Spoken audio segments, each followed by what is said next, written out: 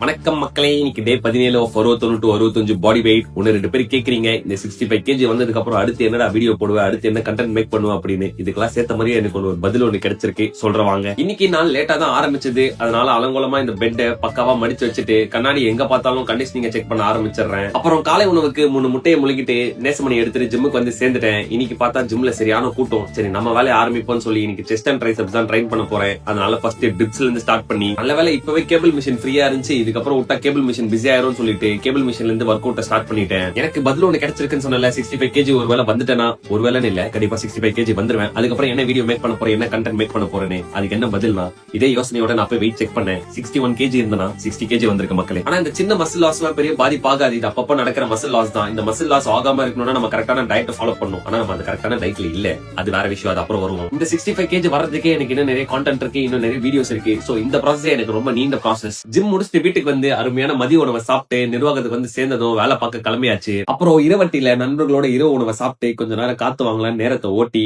பாக்கி இருந்த வேலையை பார்க்க கிளம்பியாச்சு. ஆபீஸ்ல இருந்து சோகமா வீட்டுக்கு வந்துட்டு ஒரு முட்டையா போட்டு உடைச்சு சாப்பிட கடுப்பா இருந்துச்சு. அதனால ஒரே வாட்டி எல்லா முட்டையும் போட்டு உடைச்சு ஒரு ஆம்லெட் மாதிரி சாப்பிட்டு இன்னைக்கு நாள் முடிச்சுட்ட மக்களே. அடுத்த வீடியோல சந்திப்போம், கதையில கரெக்டா இருப்போம். பாய் பாய்.